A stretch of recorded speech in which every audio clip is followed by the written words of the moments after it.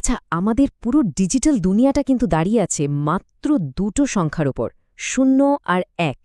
কিন্তু ভাবুন তো, শুধু এই 0 আর 1 ব্যবহার করে একটা কম্পিউটার বিয়োগের মতো সাধারণ একটা কাজ করে কিভাবে।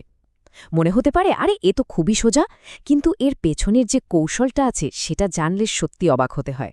চলুন আজকের আলোচনায় কম্পিউটারের সেই গোপন রহস্যটাই ভেদ করা যায়। প্রশ্নটা শুনতে খুব সহজ, তাই না? কিন্তু এর উত্তরটা কম্পিউটার সায়েন্সের একটা দারুণ বুদ্ধির খেলার মধ্যে লুকিয়ে আছে। সত্যি কথা বলতে কি, কম্পিউটার আসলে সরাসরি বিয়োগ করতেই পারে না। তাহলে কাজটা হয় কি করে?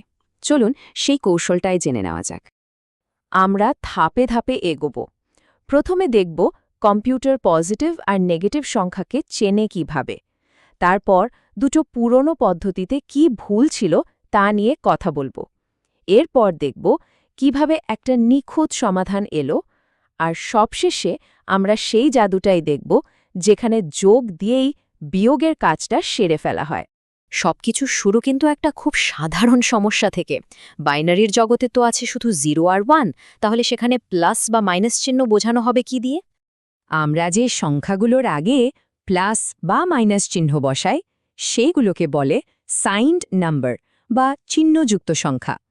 কম্পিউটারেরও এটা দরকার, কিন্তু ওকে তো এই কাজটা করতে হবে শুধুমাত্র 0 আর 1 ব্যবহার করে।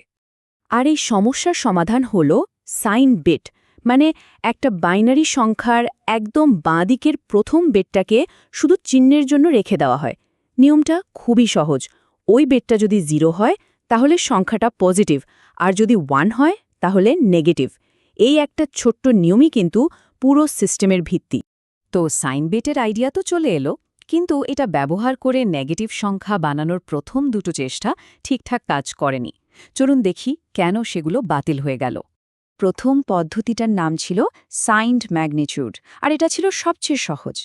এখানে +5 এর বাইনারি হল 000000101। তো -5 বানানোর জন্য কি করা হলো? জাস্ট বাঁদিকের সাইন বিটটাকে 0 থেকে 1 করে দেওয়া হলো। সংখ্যার বাকি অংশ কিন্তু একদম এক।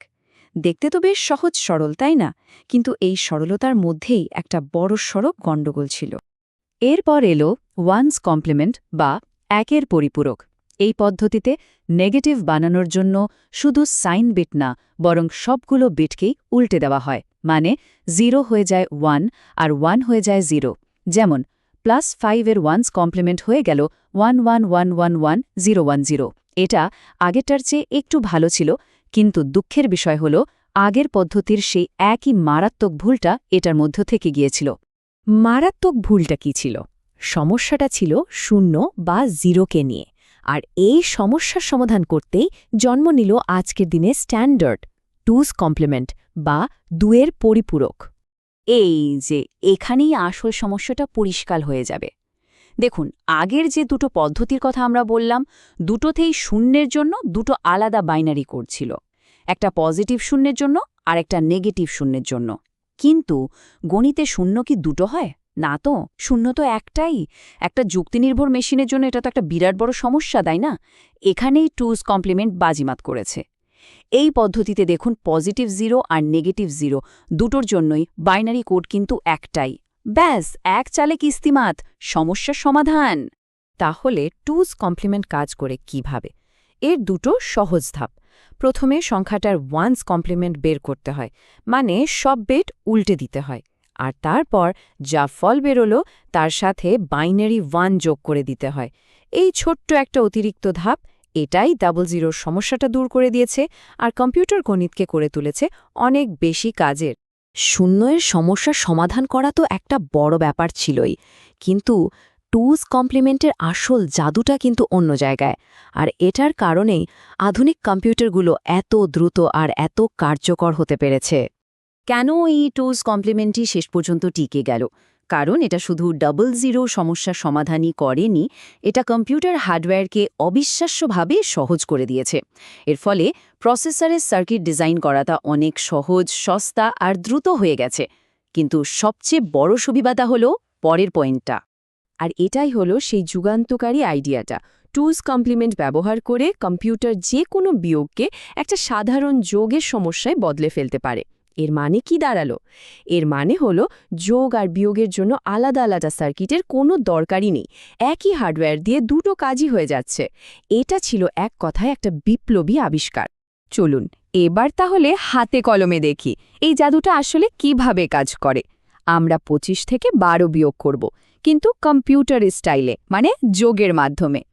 তো 25 থেকে 12 বিয়োগ করার মানেই হলো 25-এর সাথে -12 যোগ করা। আমরা এখানে একটা 8 বিটের সিস্টেম ধরে নিচ্ছি, মানে প্রত্যেকটা সংখ্যা 8টা বাইনারি ডিজিট দিয়ে লেখা। স্লাইডে +25 আর -12-র 8 বিটের 2's কমপ্লিমেন্ট মান দেওয়া আছে। এখন কম্পিউটার যা করবে তা হলো স্রেফ এই দুটো বাইনারি সংখ্যাকে যোগ করে দেবে। দেখুন, একদম সাধারণ বাইনারি যোগের নিয়মেই কাজটা হচ্ছে। কিন্তু একটা জিনিস খেয়াল করুন, যোগফলটা 9 বিটের হয়ে গেছে। যেহেতু আমরা একটা 8 বিটের সিস্টেমে কাজ করছি, এই বাড়তি নবম বিটটার একটা বিশেষ ব্যাপার আছে। আর সেই ব্যাপারটা হলো একে পুরোপুরি ফেলে দেওয়া হয়। হ্যাঁ, ঠিকই শুনছেন, 8 বিট সিস্টেমে কাজ করার সময় যদি হাতে থাকা অতিরিক্ত কোনো নবম বিট, যাকে বলে ক্যারি বিট, চলে আসে, 2's কমপ্লিমেন্টের নিয়ম অনুযায়ী সেটাকে স্রেফ বাদ দিয়ে দেওয়া হয়। তো বাড়তি বিটটা ফেলে দেওয়ার পর আমাদের কাছে যে 8 বিটের সংখ্যাটা পড়ে থাকলো, মানে 00001101, সেটা ডেসিমালে হয় 13, আর 25 থেকে 12 বিয়োগ করলে তো 13ই হয়। তাহলে প্রমাণিত হলো যে কম্পিউটার সফলভাবে যোগের মাধ্যমেই বিয়োগের কাজটা করে ফেলেছে। একবার ভেবে দেখুন, হার্ডওয়্যারকে সহজ আর দ্রুত করে তোলার এই একটা মাত্র কৌশলই কিন্তু প্রসেসরগুলোকে আরও শক্তিশালী হতে সাহায্য করেছে। এই ছোট্ট কিন্তু অসাধারণ সমাধানটা না থাকলে হয়তো আমাদের আজকের স্মার্টফোন, ল্যাপটপ বা সুপার কম্পিউটারের কথা ভাবাই যেত না। বাইনারি জগতের এই একটা কৌশলই আমাদের পুরো ডিজিটাল বিশ্বকে সম্ভব করে তুলেছে।